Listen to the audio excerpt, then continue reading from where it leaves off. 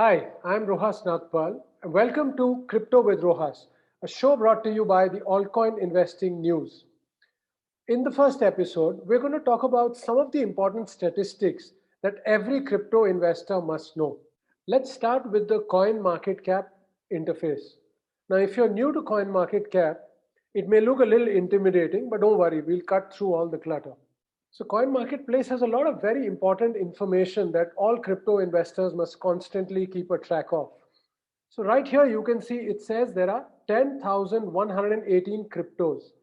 Now actually there may be 20,000 plus cryptos, but the important ones or the ones that are tracked by CoinMarketCap are 10,118. And it keeps track of about 385 exchanges. These would be centralized as well as decentralized. Now comes the first important figure, the market cap. So many times in the news, you may be reading that crypto market cap has gone above 1 trillion, gone above 2 trillion. Now, what does that actually mean? Market cap is when you take the price of all the cryptos, multiply it by the quantity of each crypto, and the total figure that you get is what we call as the overall market cap. So if there are 10,000 cryptos, each of them has a different price at this time. So for each of them, we would take the number of cryptos, multiply it by the price, and then add all the numbers together, and we get this figure. So now when you're looking at these large figures, sometimes it's a little difficult to understand, is it a million, a billion, or a trillion? Simple logic. 7 digits is million, 10 digits is billion, 13 digits is trillion. So when we look at this here, so we say 3, 6, 9, 10th. So here the billion begins and here the trillion begins. So as of right now, the market cap of all the cryptos is $1.5 trillion. So that's the market size or the market cap of all the cryptos in the world. Then we have the 24-hour volume. This means what is the dollar value of all the crypto transactions that have taken place in the last 24 hours. Now, when I sell you one Bitcoin, is that volume of 1 or 2? Because it's one Bitcoin sold by me and bought by you. We consider that to be 1. And all the transactions in terms of a dollar value in the last 24 hours is what it shows here as the volume. Then we have something called dominance, which means out of the entire $1.5 trillion of the crypto industry, what is the value of Bitcoin and Ether? Now for Bitcoin, it shows 43.1. For Ether, it shows 18.6. Here we have something called ETH gas. Not really relevant unless you're a developer or you're running a project on Ethereum. Other than that, you can ignore this one. Moving on, we can see that the total global crypto market cap, which we discussed, is $1.57 trillion, a 9.22 decrease over the last day. That means 24 hours ago, this figure was 9.22% higher, which means about 9% of that value has fallen. So on the whole, the crypto market in the last 24 hours has fallen a bit. Now 9.22 is not such a big amount for the crypto markets. It would be really bad if this was in the stock market, but for crypto, huge dips are quite normal and expected. Now, let's try to dive into some of the individual cryptos. So now we can see that for all the cryptos, Coin Marketplace firstly shows us the ranking. Now, this ranking is based upon the market capitalization of that individual crypto. So obviously, as of right now, the biggest in terms of market cap is Bitcoin. So it's at rank 1. Ethereum or Ether is at rank 2. Tether is at 3. Binance 4. Cardano 5. And Dogecoin at 6. Or Dogecoin, as some people prefer to call it, at 6. Now for each of these, we can see their logo. Now sometimes the logo is important because many times coins have very similar sounding names. So it's always better to always look at the logo also and identify it's the correct coin we are analyzing. We have the name and then we have the symbol. So symbols are usually 3 to 5 characters, and this is the name Bitcoin, symbol BTC. Now this is the current market price, which means if I want to buy or sell Bitcoin, I should be able to do this at approximately this cost. But please remember, this may not be the actual cost you can buy it at. There's a concept of slippage. If you're not aware of that, just drop a comment. I'll make a separate video on those kind of terms. But Coin Marketplace gets these prices from an average of many exchanges.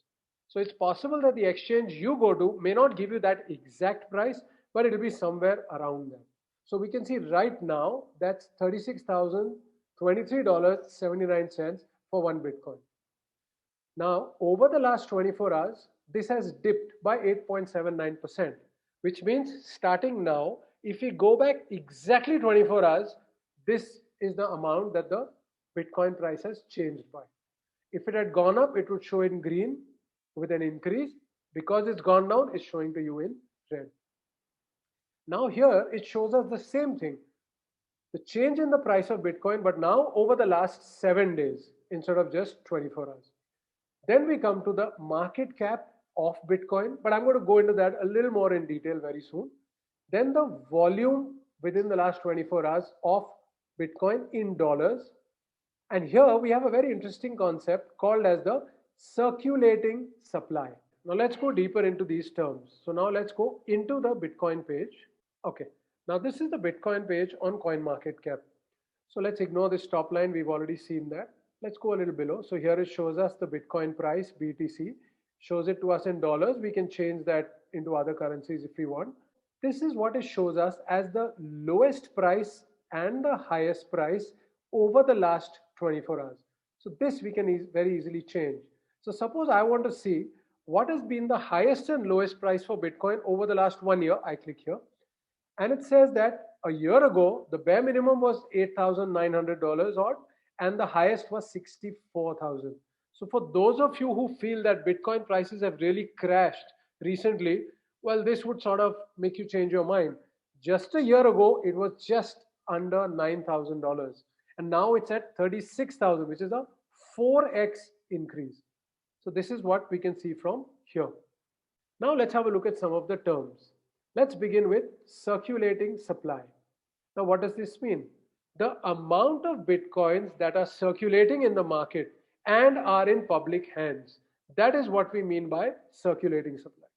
Now Bitcoin did not have an ICO of its own, so there was no founding team which actually kept a certain number of coins for themselves, which is why the circulating supply of Bitcoin is exactly the same as the total supply, because there is no team which has actually got some of these which are now in a locked up situation. In many other cryptos, you're going to find that the numbers are going to be a little different. In Bitcoin's case, what the circulating supply means, as of right now, how many Bitcoins have been mined and are now available for anybody in the world to buy and sell. So it shows us that's 18,720,350 Bitcoin. That is 89% of the total number of Bitcoins that are ever going to be created. And that's what we call as the maximum supply. That is the maximum number of Bitcoins that can ever exist. And that, as we all know, is 21 million. And here, the same thing as the circulating supply is the total supply, which we just talked about. Now, when we calculate our market cap, we are going to take this number here and multiply it by this price. And that's what gives us the market cap of Bitcoin, which is about $673 billion. We also have another term here called fully diluted market cap. Now, what does that mean? That means if at this very instant, all the Bitcoins in the world had already been mined, that would be 21 million, multiplied by this figure, then we would get this as our market cap.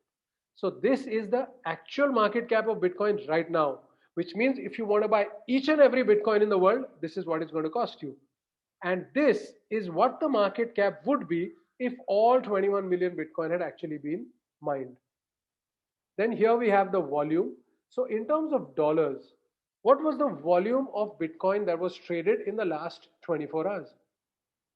Then we have another very interesting statistic here, which is called as the volume by market cap ratio. So this shows us as 0.0676. If the number is higher, going towards 1, it means the trading volume of that crypto is very high as compared to its market cap. And that's a good thing if you believe or you want to study the velocity of money. And you consider Bitcoin as money and then you want to calculate the velocity. If you're not comfortable with this term, drop me a comment. I'll make another video explaining that and some other related terms. So in case of Bitcoin, this is the volume slash market cap ratio. Now there's one more figure I'd like to show you, which is the Bitcoin ROI, or return on investment. This means that if you had bought a Bitcoin at the time that it was released, or when the first time Coin Marketplace started tracking its value, you would have gotten this kind of a return on your money, which is about 26,461.72%. So we all know how much Bitcoin has actually grown. So this is the amount that your investment would have grown by. Now let's have a look at the statistics for Ethereum. Although actually that's not the right word to use here. Ethereum is the protocol, and the crypto, that is the native token of that protocol, is called as ETH or Ether. Now in that, you'll notice a very interesting distinction, that there is no max supply mentioned here. That is because unlike BTC, ETH does not have a limit on its maximum supply. Any amount of ETH can be created. So you may have heard a lot of times that Bitcoin is anti-inflationary. Why do we say that? We say that because the number of Bitcoins is fixed at 21 million. It can never go above that. But when it comes to ETH, there is no maximum supply, because any amount of ETH can be created. And that's why you see the max supply here is not known. So one of the things you could also consider when you're looking at the price of a crypto is there a limit on the supply, or is it unlimited? If it's unlimited, well, something could seriously go wrong. That's all for today. I hope you find this video useful, and don't forget to follow Altcoin Investing News.